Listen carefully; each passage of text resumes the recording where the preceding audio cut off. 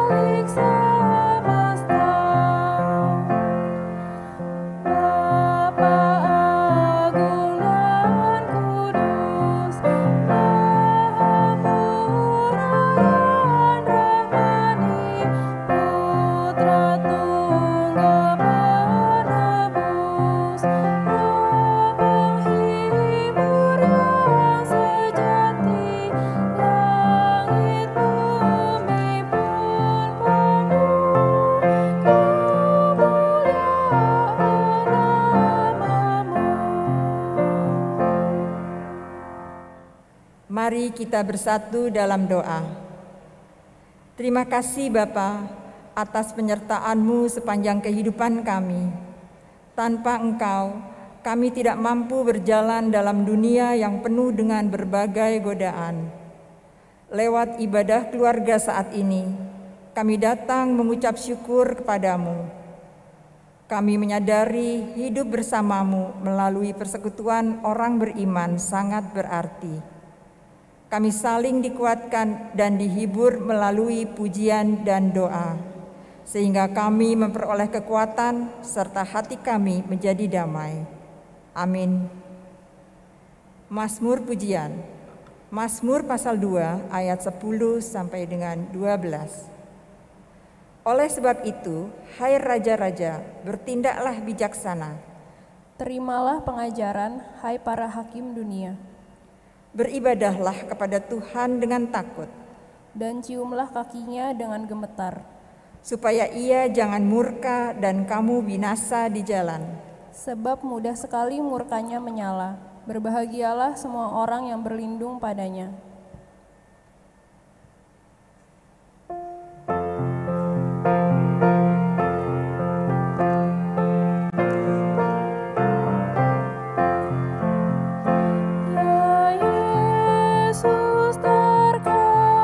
Kasihku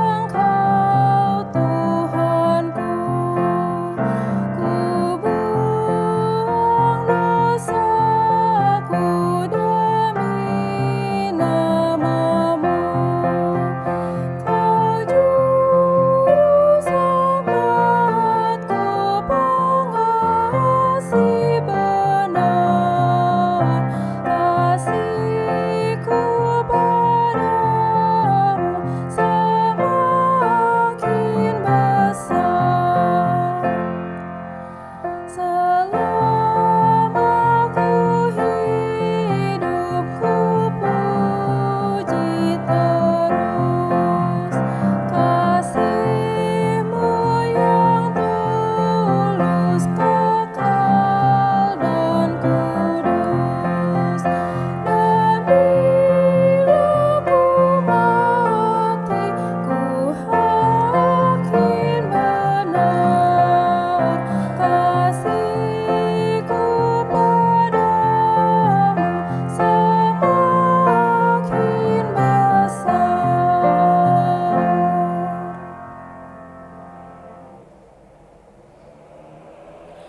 Jemaat yang terkasih dalam Yesus Kristus, kita akan masuk dalam pemberitaan firman Tuhan.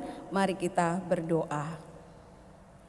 Ya Allah, Bapa yang penuh kasih dan kemurahan, kembali kami datang kepadamu, meminta kiranya Engkau menganugerahkan kami kuasa Roh-Mu yang kudus, menuntun kami, membimbing kami dalam membaca dan merenungkan firman-Mu. Kuasai hati dan pikiran kami dengan tuntunan Roh-Mu yang kudus, agar kebenaran firman Tuhan dapat kami terima dan dapat kami mengerti. Berfirmanlah kepada kami Tuhan Yesus Kristus, karena kami siap mendengarkannya. Amin. Jemaat Tuhan, marilah kita berdiri untuk membaca Alkitab dari Hosea 11 ayatnya yang kelima sampai dengan ayatnya yang ke-7. Hosea pasal 11 ayatnya yang kelima sampai yang ke-7 yang mengatakan, mereka harus kembali ke tanah Mesir, dan Asyur akan menjadi raja mereka, sebab mereka menolak untuk bertobat. Pedang akan mengamuk di kota-kota mereka, akan memusnahkan palang-palang pintu mereka, dan akan memakan mereka di benteng-benteng mereka.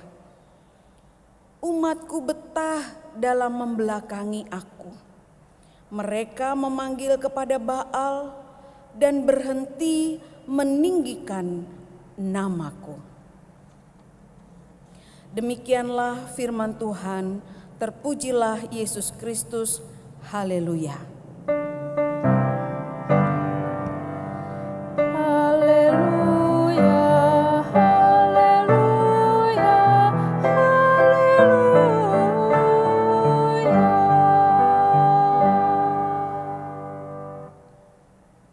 Jemaat dipersilakan duduk dan kita akan bersama merenungkan firman Tuhan. Bapak Ibu yang terkasih dalam Yesus Kristus, hari ini Rabu 14 Oktober 2020 adalah hari ulang tahun saya. 14 Oktober 1972 itu saya baru lahir. Dan selama 48 tahun ini Tuhan memberi kesempatan yang luar biasa.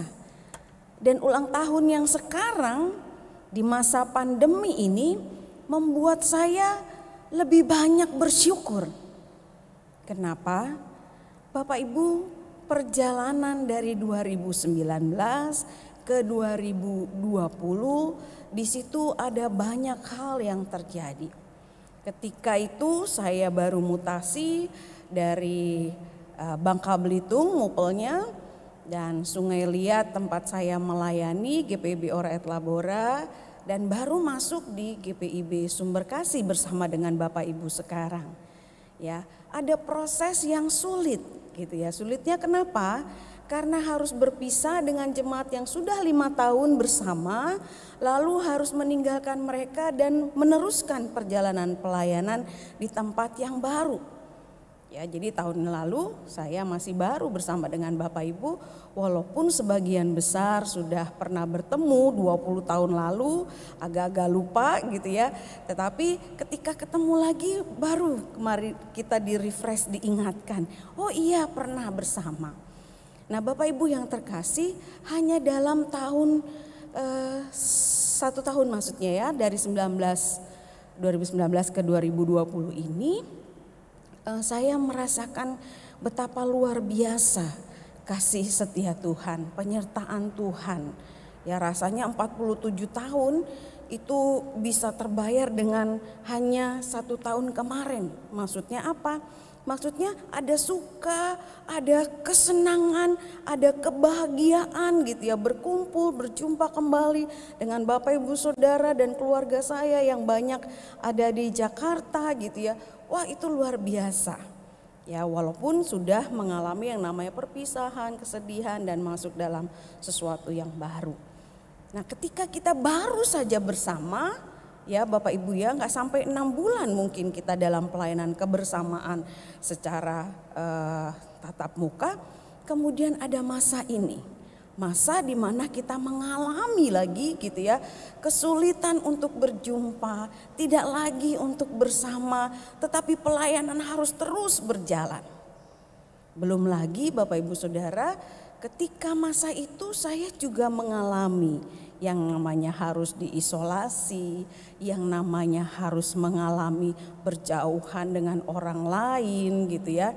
Tetapi puji Tuhan atas support Bapak Ibu, doa, bahkan makanan, susu, madu gitu ya, sayur-sayuran, buah-buahan yang Bapak Ibu kirimkan itu sangat mensupport kami pada masa itu. Artinya apa? Kalau kita melihat sesuatu dalam penderitaan, kesulitan, pergumulan terus menerus, ya memang kita bergumul gitu ya. Tetapi ketika kita melihat berkat-berkat Tuhan, penyertaan Tuhan, kebersamaan dalam persekutuan yang indah, wah rasanya luar biasa. Dan itu menjadi bagian ketika kami harus berhadapan dengan jemaat Tuhan yang juga mengalami sakit yang sama. Kita saling mendoakan, menguatkan walaupun secara virtual. Lalu saya juga berbagi seperti Bapak Ibu lakukan kepada saya. Saya melakukan dan melakukan itu semua karena apa? Karena merasakan betapa perhatian dan kebersamaan kita itu membangkitkan kekuatan untuk percaya dan berharap kepada Tuhan. Nah, peristiwa ini Bapak Ibu Saudara membuat saya merasa wah syukurnya itu jauh lebih banyak. Makanya Bapak Ibu yang pada masa-masa pandemi ini berulang tahun harus merasakan wah ini hanya karena Tuhan, ini karena hanya berkat Tuhan yang membuat kita ada pada saat ini. Nah Bapak Ibu yang terkasih dalam Yesus Kristus, bangsa Israel juga mengalami yang namanya pergumulan, yang namanya hidup dalam krisis dan penderitaan gitu ya. Dan itu semua kalau di kitab Hosea karena berbagai macam hal yang mereka lakukan yang menjauhkan diri dari persekutuan dengan Allah. Dan Allah melihat itu sebagai satu hal di mana umatnya sudah tidak lagi menghadap Allah, memuji Allah, mencari Allah, tapi justru membelakangi Allah dan mencari Baal untuk disembah, ya ilah-ilah lain, ya. Dan itu membuat Allah sangat-sangat kecewa dan bersedih. Dan Allah yang maha kuasa itu, maha adil itu, Bapak Ibu Saudara, sudah siap dengan amarah dan kemurkaannya. Ya, sudah siap dengan penghukumannya.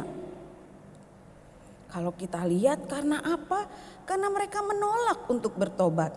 Kita ingat ibadah minggu kalau mereka berbalik kepada Allah, mencari Allah dalam segala hal dan dengan hati yang tulus ya, mencari Allah kehendaknya, maka mereka akan dipulihkan. Tetapi di sini dikatakan mereka menolak untuk bertobat. Mereka tidak mendengarkan Nabi Hosea yang menyampaikan firman-Nya. Ya, bukan Hoseanya yang ditolak, tapi sebetulnya firman Allah. Dan Allah lah yang mereka abaikan. Dan itu membuat Allah marah dan murka. Bahkan dikatakan ayat 5, mereka harus kembali ke tanah Mesir dan Asyur akan menjadi raja mereka. Itu akibat tidak bertobat. Padahal di ayat yang pertama pasal 11, ketika Israel masih muda, kukasihi dia, dan dari Mesir kupanggil anakku itu. Dari Mesir tempat perbudakan, mereka dibebaskan Allah, diselamatkan Allah keluar dari sana. Dan setelah mereka keluar dari sana, mereka melupakan Allah yang menyelamatkan itu. Ya, dan akhirnya mereka akan kembali ke Mesir menjadi budak gitu ya. Bahkan kepada Raja Asyur yang kemudian berkuasa pun mereka dijajah dan menjadikan Raja Asyur sebagai raja mereka. Mereka tidak berdaulat lagi sebagai satu bangsa. Itu semua akibat menolak firman Allah. mereka menolak untuk bertobat. Nah, Bapak Ibu yang dikasihi Tuhan, ya, pedang akan mengamuk di kota-kota mereka, akan memusnahkan palang-palang pintu mereka, dan akan memakan mereka di benteng-benteng mereka. Semua kejadian itu, ayat 7 bilang, umatku betah dalam membelakangi aku. Mereka memanggil kepada Baal dan berhenti meninggikan namaku. Itulah yang terjadi. Tapi Bapak Ibu, pembacaan kita tidak hanya sampai di situ. Kita coba baca lagi ya. Ayat yang ke-8, 9, 10 dan 11. Masakan aku membiarkan engkau, hai Efraim, menyerahkan engkau, hai Israel. Masakan aku membiarkan engkau seperti Atma, membuat engkau seperti Zeboim. Hatiku berbalik dalam diriku, belas kasihanku bangkit serentak. Aku tidak akan melaksanakan murkaku yang menyala-nyala itu. Tidak akan membinasakan Efraim kembali. Sebab aku ini Allah dan bukan manusia, yang kudus di tengah-tengahmu, dan aku tidak datang untuk menghanguskan. Mereka akan mengikuti Tuhan, ia akan mengaum seperti singa, sungguh ia akan mengaum. Maka anak-anak akan datang dengan gemetar dari barat, seperti burung dengan gemetar datang dari Mesir, dan seperti merpati dari tanah Asyur. Lalu aku akan menempatkan mereka lagi di rumah-rumah mereka. Demikianlah firman Tuhan. Jadi ternyata Bapak Ibu, Allah kita itu Allah yang setia. Kesetiaannya bukan tergantung sama kesetiaan kita. Kesetiaannya jauh lebih dari yang kita pikirkan, yang kita rasakan, yang kita alami. Sekalipun umatnya tidak setia, Allah tetap setia. Coba ya, dikatakan dia tidak akan menghukum seperti Sodom dan Gomora. Karena Atma dan Zeboim itu adalah salah satu dari 5 kota yang ada di Sodom. Jadi kita bayangkan, yang tadinya sangat murka, yang tadinya sangat marah gitu ya. Tapi belas kasihannya, perhatian dan kepedulian Allah, hatinya gitu ya, penuh dengan belas kasihan, dia tidak akan menjadi menghukum. Nah, kalau seperti ini Bapak Ibu Saudara, kita sajalah yang kalau sudah salah tapi dimaafkan, lalu salah lagi dimaafkan lagi. Aduh, siapa saya ya gitu ya Bapak Ibu, siapa kita ya menerima maaf terus menerus dari orang yang mungkin kita jahati, atau dari tindakan-tindakan yang salah, yang sadar atau tidak kita buat, tapi terus mendapatkan maaf dan pengampunan.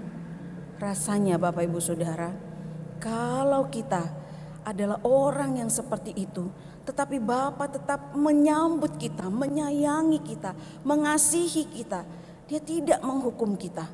Waduh, rasanya dengan apa akan kubalas Tuhan kebaikanmu? Yang terus menerus penuh kasih, yang mengampuni, yang memperingatkan. Gitu ya, sekalipun ada peringatan seringkali kami mengabaikan, tapi engkau tetap baik. Wah, ya, kalau kita tidak bersyukur, tidak tahu berterima kasih, tidak mencari Allah, tidak berbalik meninggalkan kesalahan, wah udah kebangetan kita ya.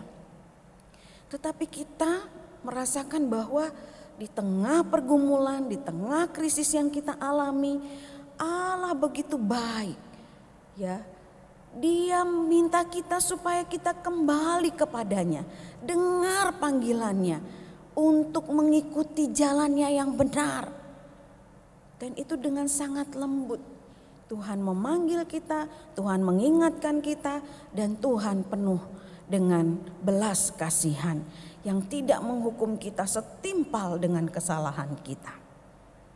Bapak Ibu Saudara yang kasih dalam Yesus Kristus, judul perikop di pasal 11 ini dibilang kasih Tuhan mengalahkan kedegilan orang Israel. Jadi cara Tuhan untuk membuat umatnya bertobat dan berbalik gitu ya. Tidak dengan penghukuman, tapi dengan menunjukkan kasih yang besar kepada mereka.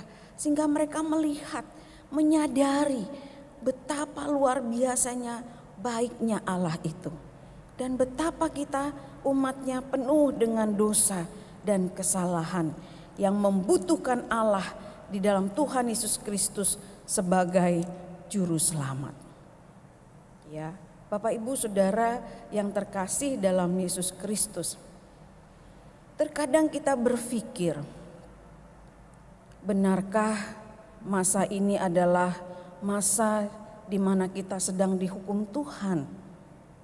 Ya, kalau firman Tuhan bilang peringatan Tuhan bisa dengan cara apa saja.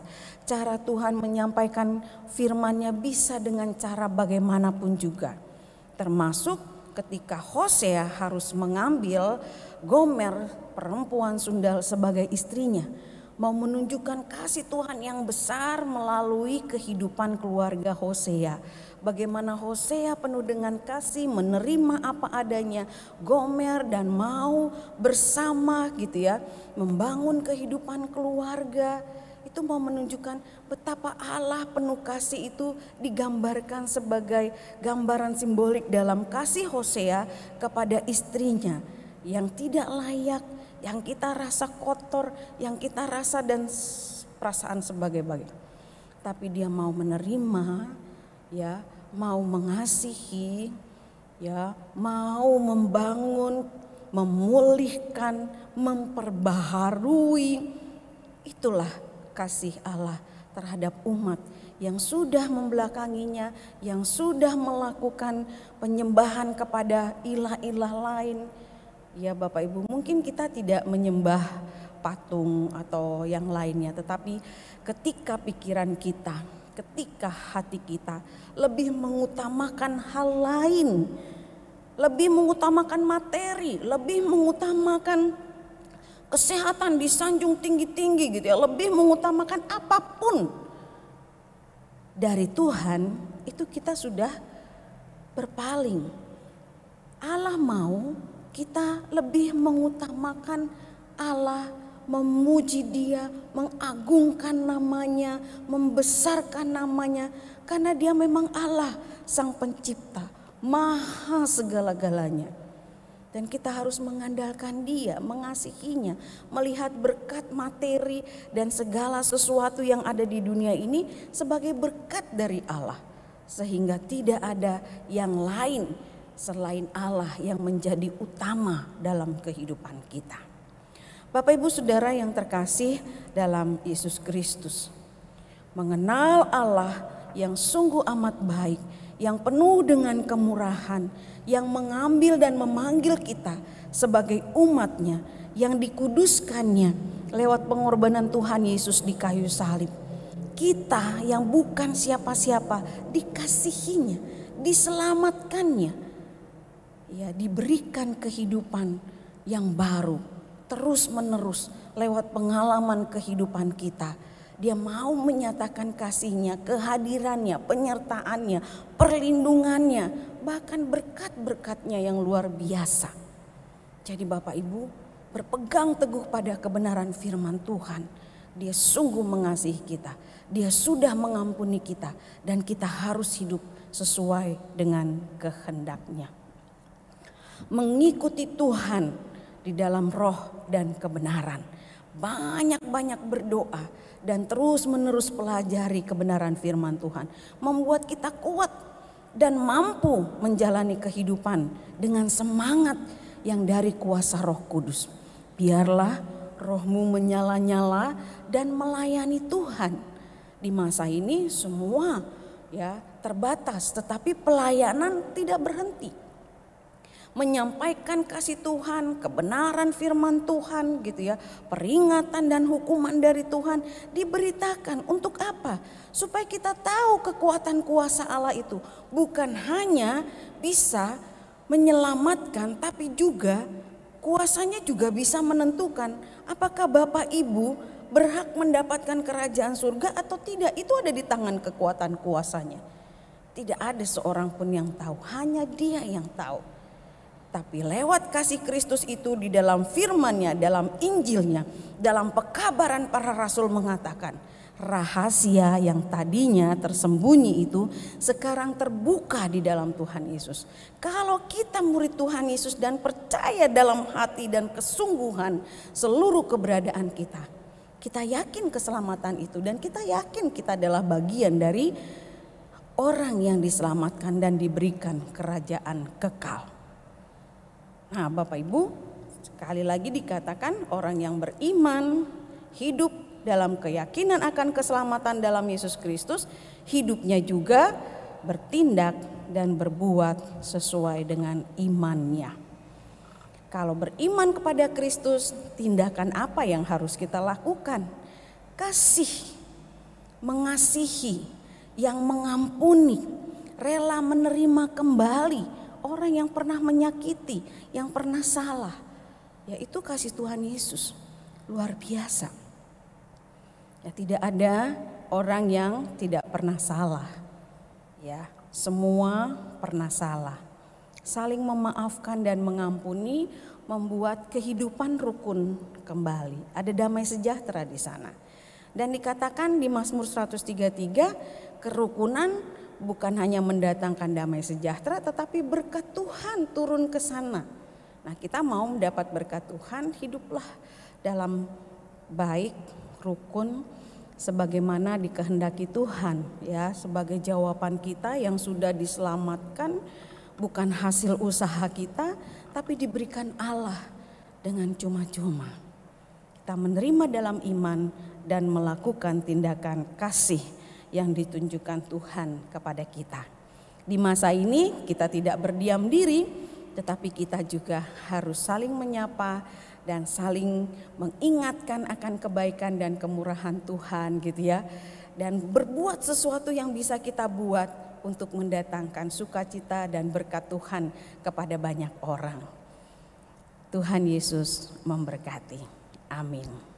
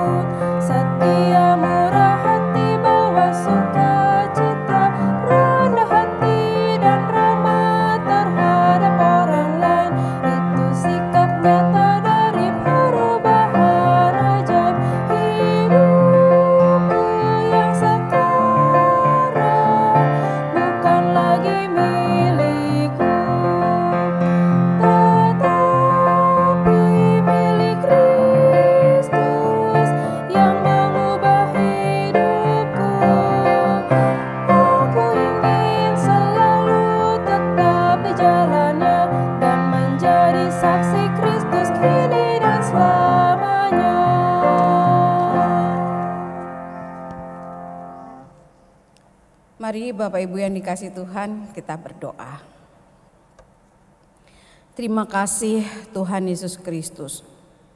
Perjalanan hidup kami, langkah-langkah kehidupan kami terus berjalan dan bergulir seiring waktu yang Tuhan anugerahkan kepada kami.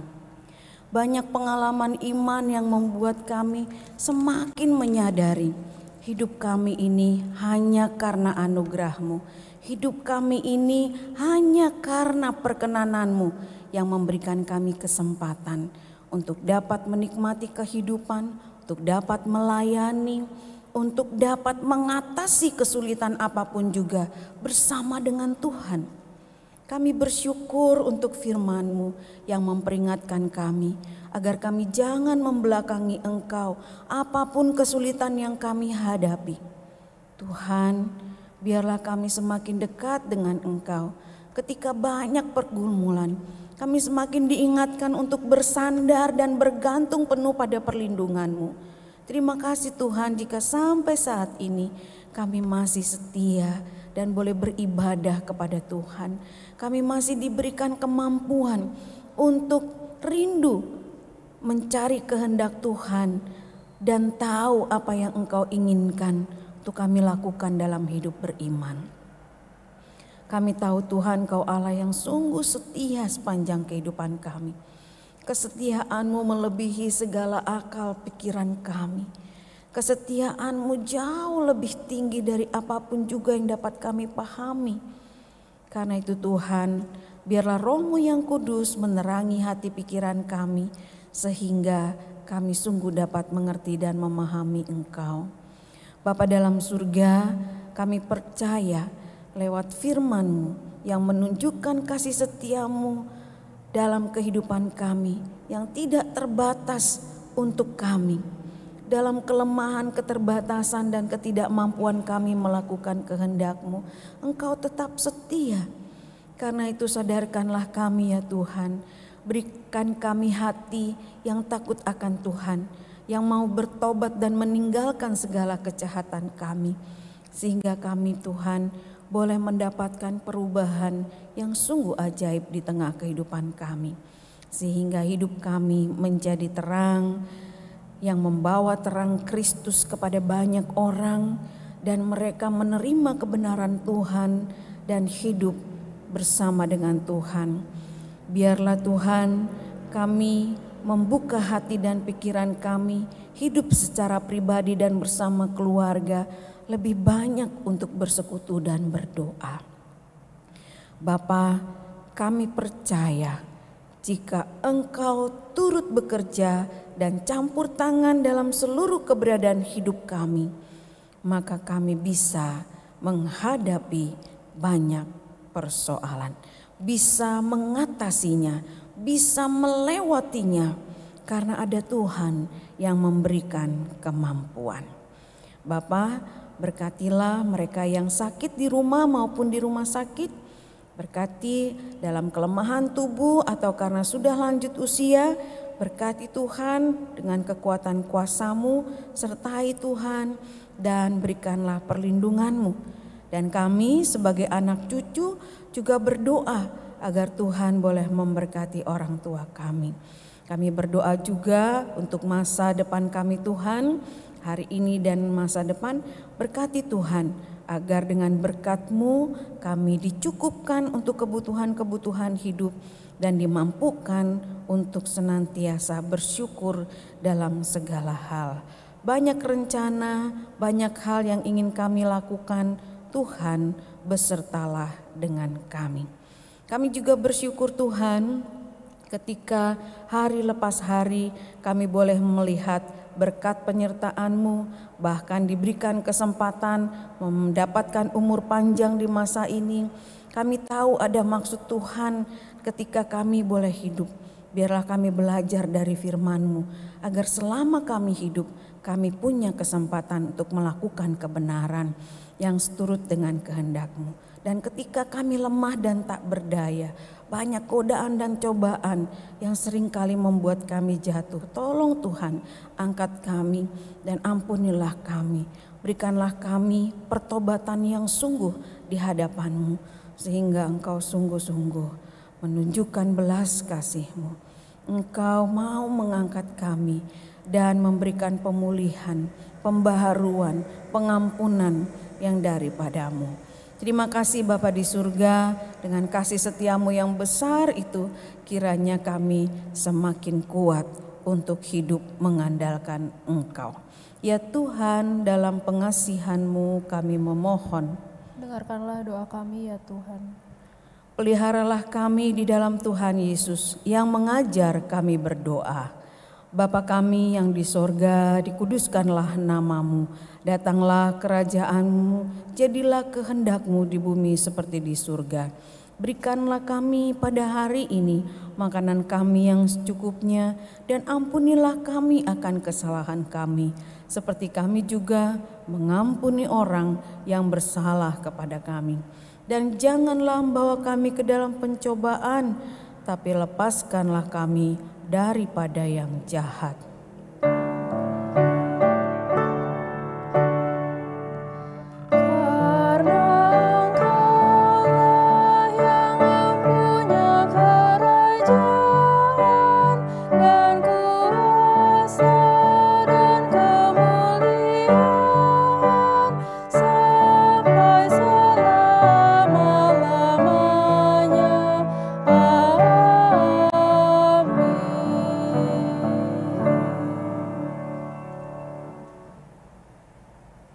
Jemaat, marilah kita mengucap syukur kepada Tuhan dengan memberi persembahan kepadanya. Amsal 11 ayat 24 sampai 25. Ada yang menyebar harta tetapi bertambah kaya, ada yang menghemat secara luar biasa namun selalu berkekurangan. Siapa banyak memberi berkat, diberi kelimpahan. Siapa memberi minum, ia sendiri akan diberi minum. Kolekte yang terkumpul dapat disetorkan ke Bank Mandiri Giro Jemaat seperti yang tertera pada layar, atau dapat dimasukkan ke dalam amplop dan diserahkan ke kas jemaat jika kondisi sudah memungkinkan, atau dikoordinasikan dengan koordinator sektor. Tuhan memberkati saudara dan persembahan saudara.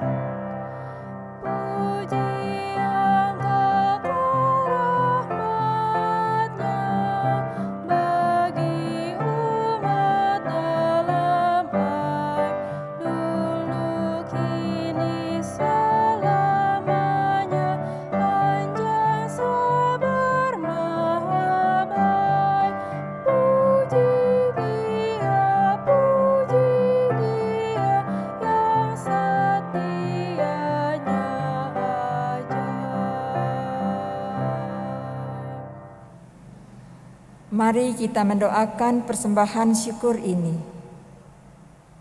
Ya Tuhan Yesus, kami mengucap syukur atas persekutuan yang indah ini. Kami boleh memberikan persembahan kepadamu. Berkati serta pakailah persembahan ini sebagai alat kesaksian dan pelayanan dalam persekutuan kami. Dalam nama Tuhan Yesus, sumber berkat, kami berdoa kepada Bapa di sorga. Amin. Jemaat yang dikasihi Tuhan, kembalilah dalam hidup sehari-hari, andalkan Tuhan dalam setiap perkara kehidupan kita. Dia Tuhan yang setia, mendampingi Bapak Ibu, melindungi dimanapun kita berada. Jangan takut, datanglah kepadanya dan percayalah Dia akan menolong kita dalam segala perkara hidup kita.